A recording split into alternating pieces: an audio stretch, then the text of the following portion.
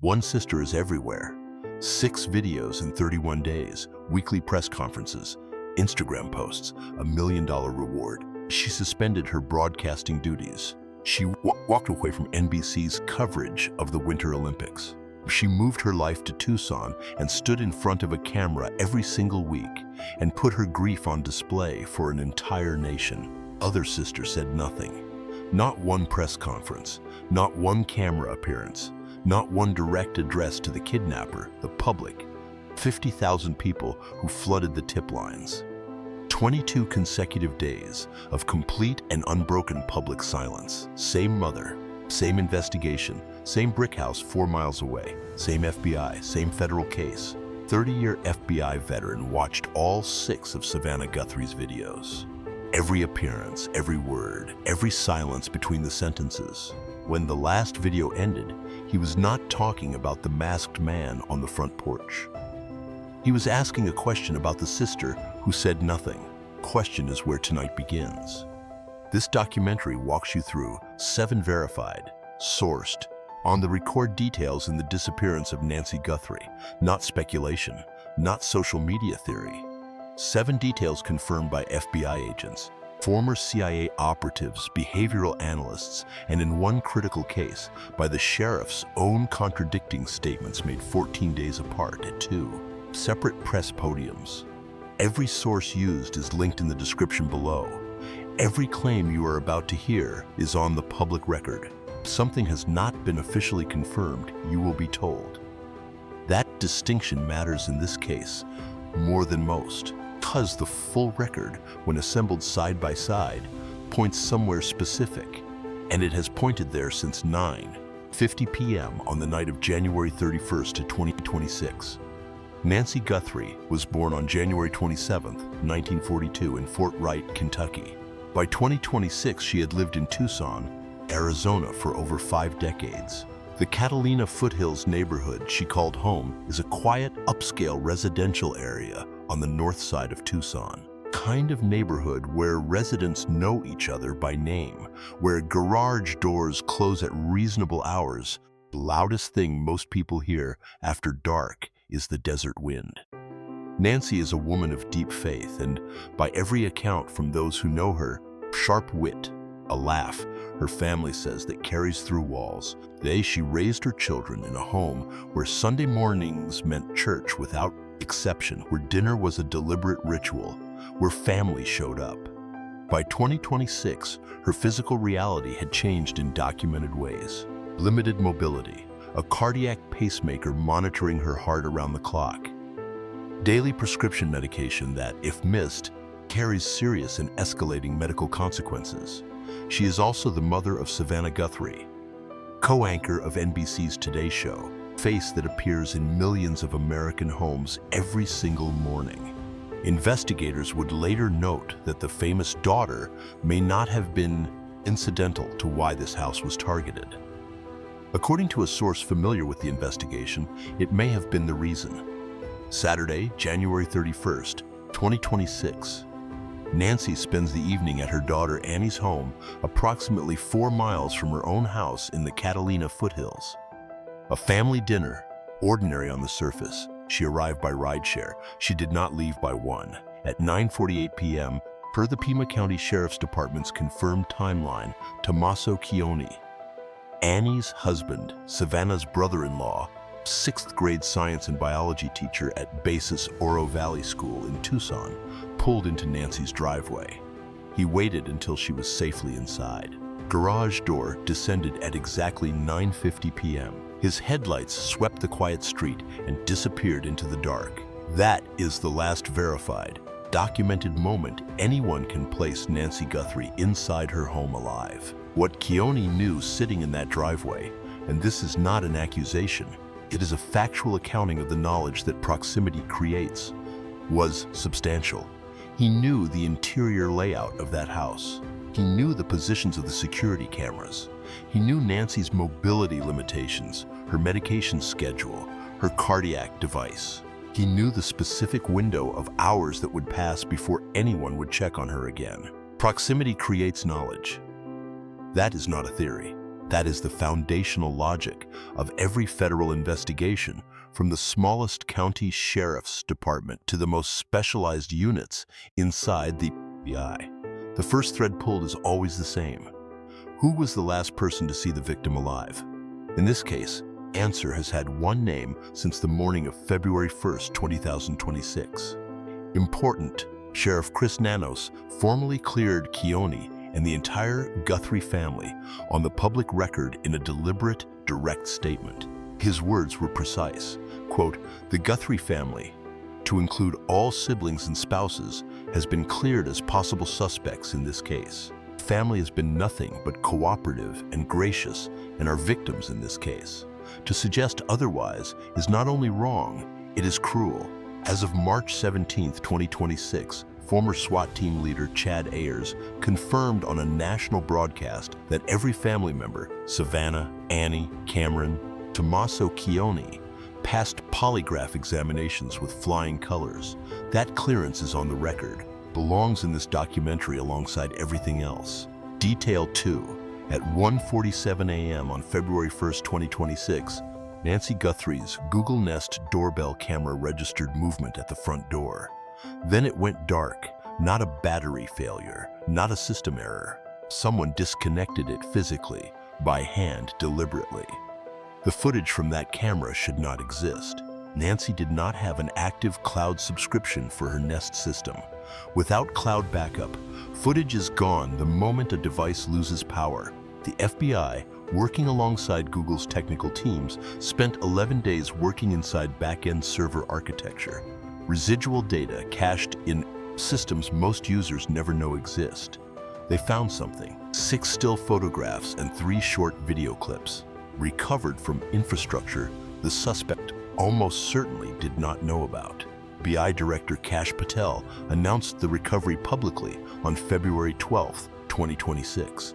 What that footage showed: a male figure approaches Nancy's front door in dark clothing, black gloves, a ski mask, on his back, a black 25-liter Ozark Trail hiker backpack, sold exclusively at Walmart. FBI Director Patel confirmed publicly the individual was armed. Forensic video analysis placed his height between 5'9" and 5'10", and he moved toward that camera with a deliberate, unhurried pace that behavioral analysts described as inconsistent with impulsive or opportunistic conduct. He did not hesitate at the door. He did not search for the camera. He walked directly to it. CNN, citing investigators with direct case knowledge, confirmed he had visited Nancy's property on at least one prior separate occasion. Earlier footage: no backpack, same approach path, physical reconnaissance, a deliberate dry run. This was not improvisation. Now the detail that has not received the attention it deserves. When FBI investigators returned to the surrounding neighborhood in the days that followed, they went door to door with one specific question: did you notice any disruptions to your internet connection on the night of January 31st? The answers were consistent. Multiple neighbors confirmed connectivity issues during the overnight hours. One neighbor told investigators that his Ring camera showed a gap in its recording history during the precise window corresponding with Nancy's disappearance, marked simply as not available. That camera had the closest sight line to Nancy's property. Forensic experts consulted by NBC News assessed directly producing a coordinated outage across multiple properties would require a professional-grade signal-disrupting device. Equipment that requires deliberate sourcing, technical knowledge, and advanced preparation. Pima County Sheriff's Department confirmed that a damaged utility box located around the corner from Nancy's home was part of the active investigation. Physical infrastructure damage at the corner of the street where the targeted property sits, logged as documented evidence. Someone did not just take Nancy Guthrie. Someone built a plan to take Nancy Guthrie. Detail 3, February 4th, 2026. 3 days after Nancy vanished, investigators pulled up to a residential address approximately 4 miles from Nancy's home. Not a warehouse, not a storage unit. The home of Annie Guthrie and Tommaso Keone, the same house where Nancy had dinner On the night of January 31st, 3 days after her disappearance, law enforcement was inside that house with gloves on, photographing every surface, every room, every corner. Was the first search. There would be a second one 4 days later. But before anything else in this chapter, the legal framework matters. Both searches of Annie and Tommaso's home were conducted on a consent basis. Annie and Tommaso agreed to let investigators in without a warrant on both occasions. Former FBI Special Agent Jennifer Kuffindaffer, a retired SWAT team member, made a direct public assessment of what that means. Consent-based searches indicate investigators had not established probable cause. If they had probable cause, they would have obtained a warrant, asked for permission instead. Kuffindaffer stated clearly on record, she does not believe Annie or Tommaso are suspects. She cited the consent-based nature of both searches as her evidence. That counter-argument is verified, it is sourced, and it stands. Here is what happened on the night of the second search. Saturday, February 7th, 2026. Day 7 of the investigation. Investigators arrived at Annie and Tommaso's home after sundown. They stayed for nearly 3 hours, departing before midnight. Porters covering the case on the ground documented the search in real time. White flashes visible through windows. Investigators photographing room after room. When deputies emerged, were wearing blue gloves and carrying brown evidence bags. Former CIA and FBI Special Agent Tracy Walder confirmed to People magazine that the brown bags visible in photographs were standard evidence containers. Then, a badge, photographed on one of the agents on site. Designation identifying him as a member of the Internet Crimes Against Children Task Force, ECAC. Investigators who specialize in digital exploitation, online criminal networks, and device-based evidence. Presence at a family home in a kidnapping case pointed analysts toward one specific question. What kind of digital evidence were they looking for?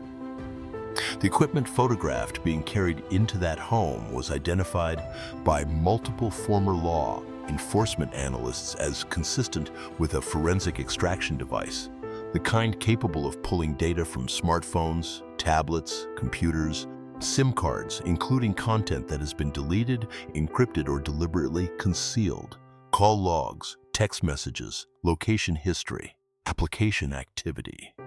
Data most people believe disappears permanently when they erase it. Forensic extraction device reaches beneath those as deletions.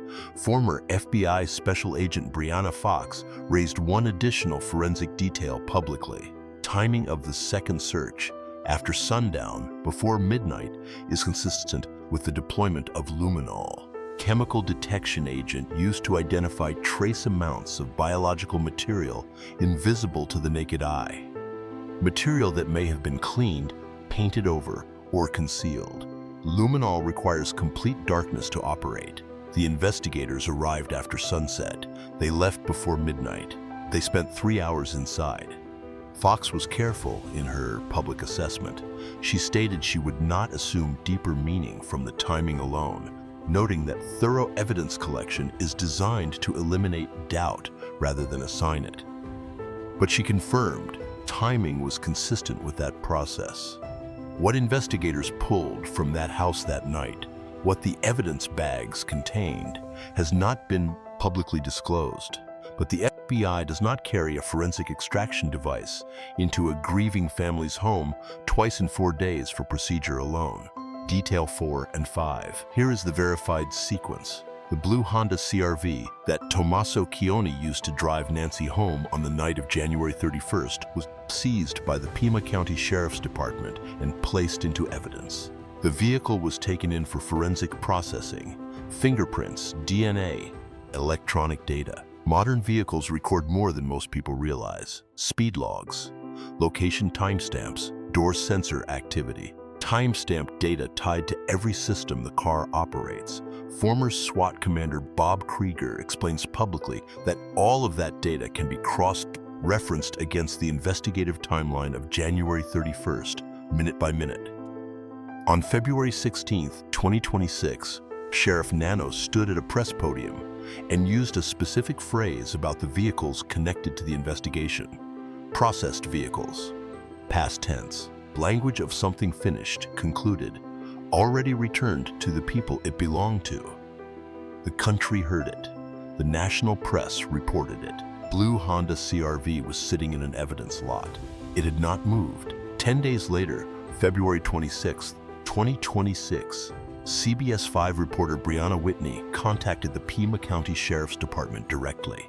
One question: what is the current status of the vehicle? The department's response was unambiguous. Quote, "All we can say at this time is the vehicle is still part of the investigation. Cleared on day 16. Car confirmed still in evidence on day 27.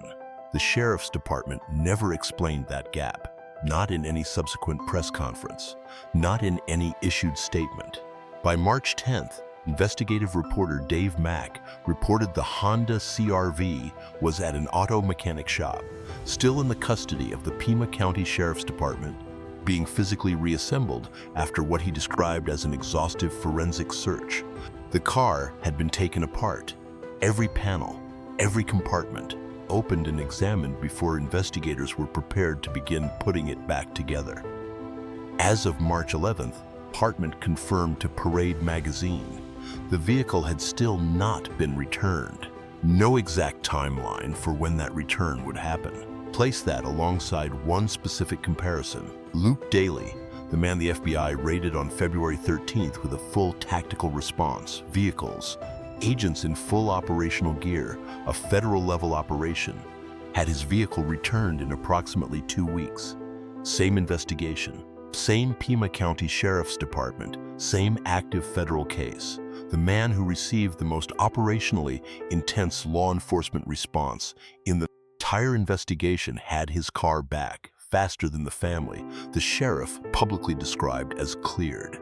No one in law enforcement has explained that discrepancy on the record. Former FBI agent Maureen O'Connell appeared on national television and made a direct assessment.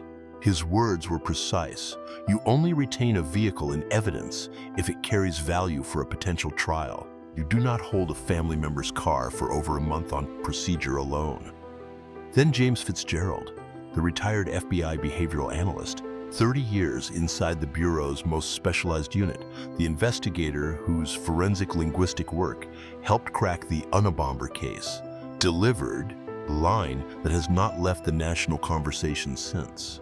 His words, "If I was completely innocent, I'll hire a lawyer by now and say, I want my car back." Tommaso Chioni never made that demand publicly. Annie Guthrie never made it publicly. Savannah Guthrie, who was living in Tucson, who saw Annie regularly, who stood in front of a camera 6 times in 31 days, chose not to address it once. Counter-argument: legal counsel in any active federal investigation routinely advises all family members, suspected or not, to limit public statements about specific evidence questions.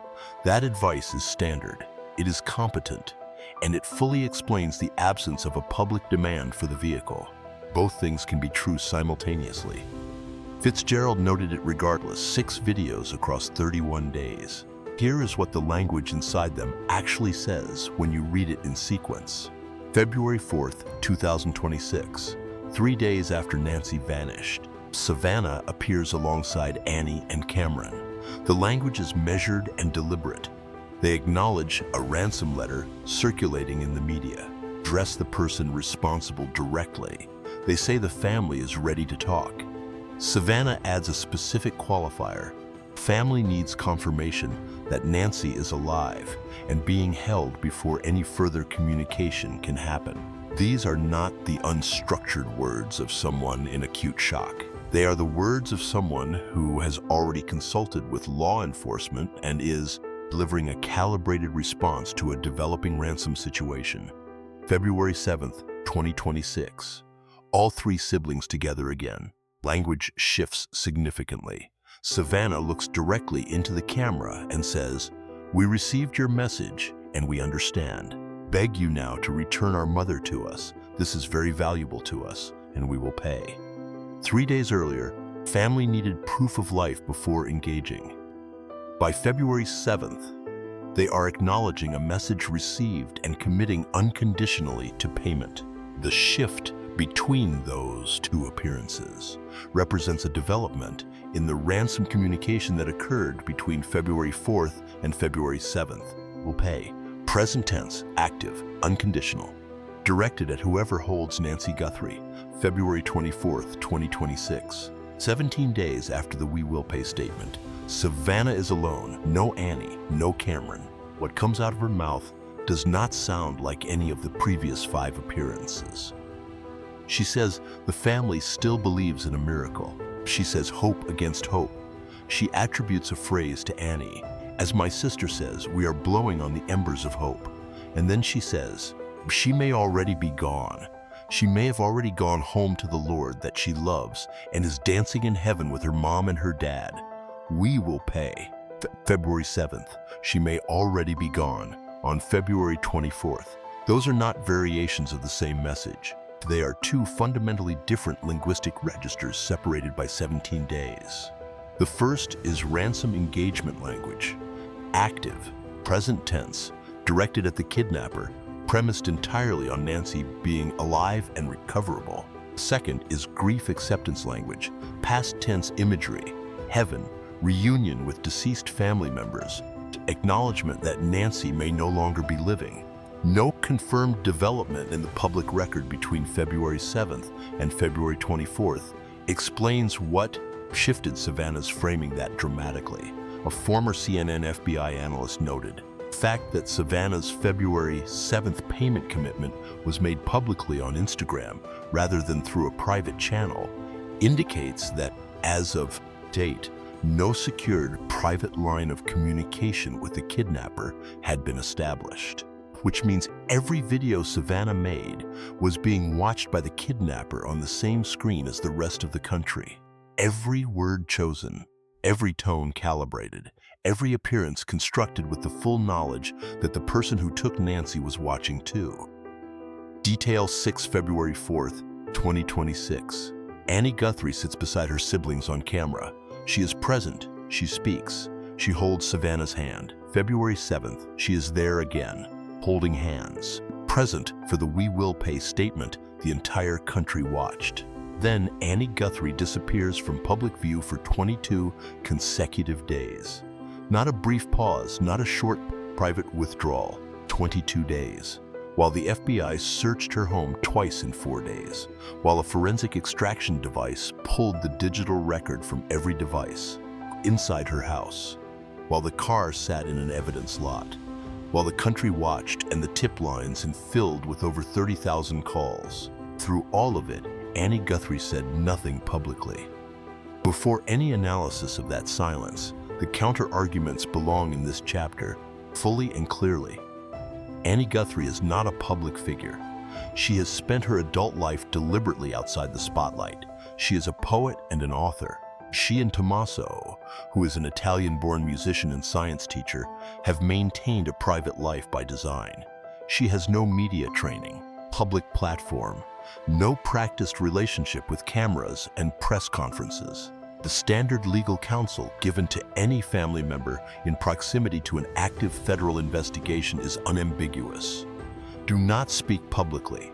Law enforcement work. Say nothing that can be taken out of context, misquoted, or used against the investigation. Annie received that advice, and there is every reason to believe she did. Then her silence is not suspicious. It is rational. It is exactly what a competent attorney would tell her to do. All of that is true. All of that is verified. And it matters. Behavioral analysts examine in abduction cases is the absence of behavior alongside the presence of it. Cases involving elderly victims taken from their homes, ransom demands, cases where the victim is alive and recoverable. The documented behavioral baseline shows that people closest to the victim typically become the publicly visible advocates. They hold press conferences, they beg on camera, they speak directly to whoever holds their family member. Make themselves visible because visibility feels like the only action left. It is not a universal law, it is a documented pattern. In this case, one sibling follows that pattern with extraordinary precision. The other does not, and a 30-year FBI veteran noticed. Detail 7, 30 years. That is how long James Fitzgerald spent inside the FBI's Behavioral Analysis Unit. 30 years in the rooms where the worst cases land. Cases that do not get solved with fingerprints or surveillance footage. The cases that get solved by reading what people choose not to say. Fitzgerald is the investigator whose forensic linguistic work helped identify Ted Kaczynski, not through DNA, not through a tip, by reading the Unabomber's manifesto and identifying the precise patterns of language that pointed to a specific kind of mind. It is the lens he brought to 6 videos of a grieving daughter.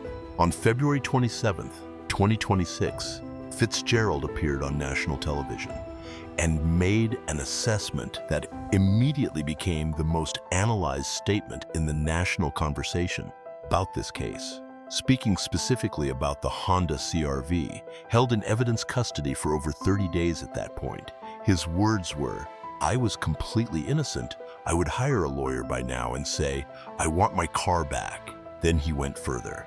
He raised the question, the context of everything he had observed from Savannah's 6 videos, and the family's overall public posture, whether Savannah Guthrie harbors her own private suspicions about her sister Annie.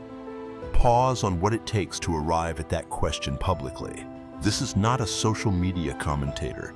This is not a podcast host speculating from a distance. This is a man who spent 3 decades inside the FBI's most specialized behavioral unit.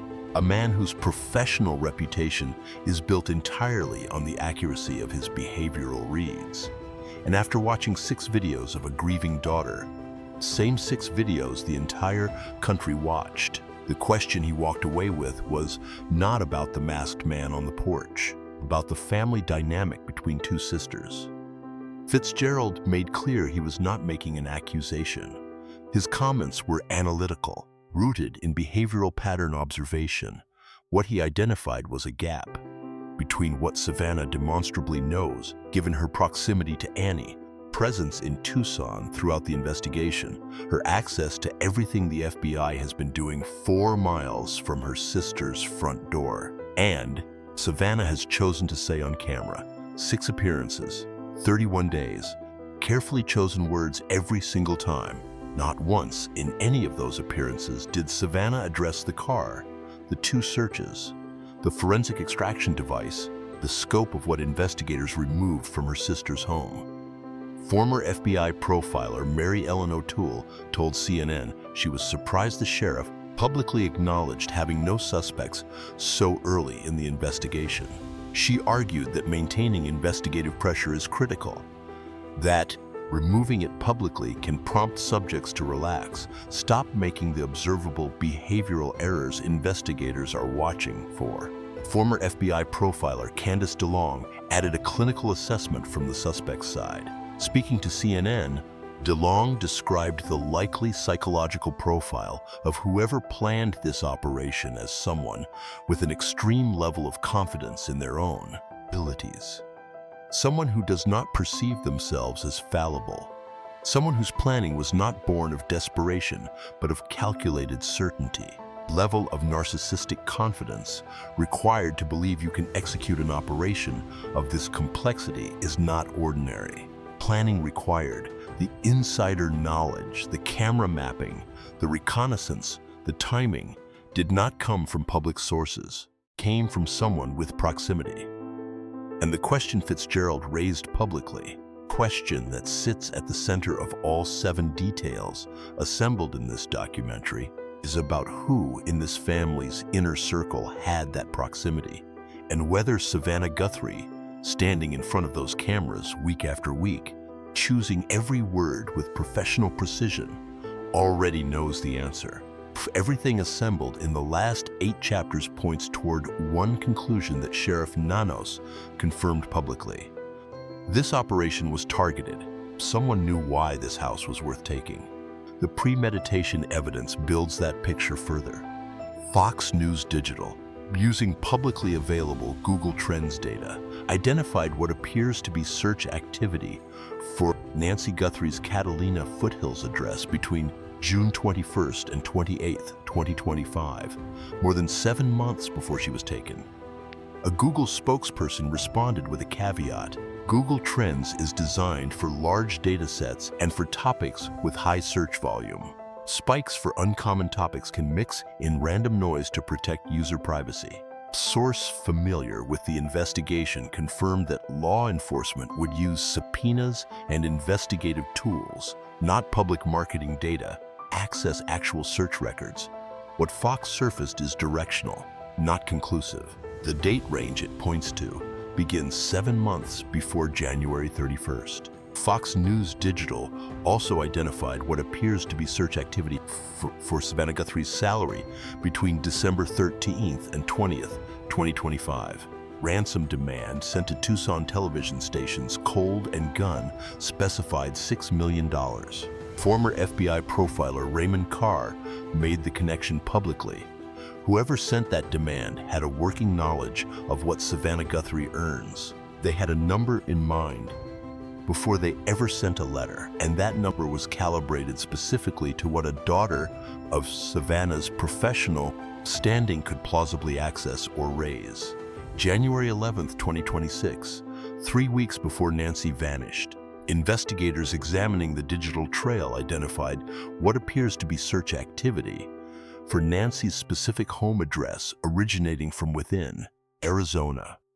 That same date surfaced independently in a second place, a message posted to the Ring Camera Neighborhood app on February 12th, confirmed by the Sheriff's Department as legitimate. It specifically requested that neighbors check their security footage from between 9 p.m. and midnight on January 11th. The same date appearing in 2 separate investigative threads, digital search data and a targeted camera request, is not coincidence. It is a data point. Former FBI Special Agent Jennifer Coffindeffer told Newsweek that the masked suspect's behavior on the recovered doorbell footage confirmed a level of prior knowledge that cannot come from surveillance at a distance. Her assessment was direct. Makes no sense to me that this was not completely targeted. The suspect did not discover the camera when he arrived. He already knew it was there. And Sheriff Nanos told NBC Nightly News something that has not received the attention it deserves. He said investigators believe they know why Nancy Guthrie's home was specifically targeted. He did not say who provided the information that made targeting it possible. He said they know why. Then he added that he did not rule out the possibility that whoever is responsible could strike again. Day 46, March 18th, 2026. Nancy Guthrie has been missing for 46 days. No arrests, no named suspect, no confirmed sighting, over 18,000 tips processed. Combined reward of $1.2 million still active and unclaimed. Here is what the verified record says when all 7 details are assembled together. Detail 1. Tommaso Chioni was the last person to see Nancy Guthrie alive. He drove her home on the night of January 31st and watched the garage door close at 9:50 p.m. Sheriff formally and publicly cleared Chioni and the entire Guthrie family on the record. A family member passed polygraph examinations with flying colors as of March 17th, 2026. That clearance stands. Detail 2. The neighborhood cameras went dark. Ring devices across multiple properties showed gaps during the precise overnight window of the disappearance. Damaged utility box around the corner was confirmed as part of the active investigation. The suspect had visited Nancy's property on at least 1 prior occasion. This operation was planned. The sheriff confirmed it publicly. Attack was targeted. Detail 3. The FBI searched Annie and Tommaso's home twice in 4 days, February 4th and 7th, both on a consent basis. ICIC agent was documented at the site. Evidence bags left in blue-gloved hands. After dark timing of the second search was consistent with forensic chemical detection protocols. Jennifer Coffindeffer maintains the consent-based searches indicate the absence of probable cause. That assessment is verified and stands. Detail 4. Honda CRV was seized and held in evidence. The sheriff used past tense language about processed vehicles on day 16, while the car remained in custody through at least day 40. It was physically disassembled and reassembled during forensic processing. Former FBI agents stated publicly that vehicles are only retained if they carry trial value. Public demand for the car's return was ever made by the family. Detail 5. All family members passed polygraphs with flying colors, the single most significant exculpatory data point in the record to date. Detail 6. Savannah's language shifted from ransom engagement on February 7th to grief acceptance on February 24th, with no publicly confirmed development. Explaining the shift, Annie maintained 22 days of complete public silence while the investigation consumed her home, her husband's vehicle, devices inside her house. Legal counsel explains that silence. Behavioral analyst noted it. Detail 7. James Fitzgerald, 30 years inside the FBI's Behavioral Analysis Unit, watched 6 videos and walked away asking one question about the sister, who said nothing. He made no accusation. He made a behavioral observation. From the most credentialed analytical lens applied to this case by anyone outside active law enforcement, Sheriff Nanos told NBC he believes investigators are definitely closer to identifying a suspect. Forensic genealogist has publicly assessed that the suspect's DNA may still be recoverable. FBI's billboard campaign is active across 7 major cities. The investigation continues across every lead, every database, every digital thread not yet fully traced. And Nancy Guthrie has been without her daily cardiac medication for 46 days. She is someone's mother, someone's grandmother, an 84-year-old woman of deep faith who raised 3 children in the Sonoran Desert across 5 decades and who did not ask for any of this. If you have any information about this case, anything at all, the FBI tip line is 1-800-CALL-FBI. You can submit anonymously online at tips.fbi.gov. The Pima County Sheriff's Department tip line is 520-2351-4900. The reward stands at over $1. $2 million. Anonymous, payable in cash. Nancy Guthrie has been gone for 46 days. Her family is still waiting.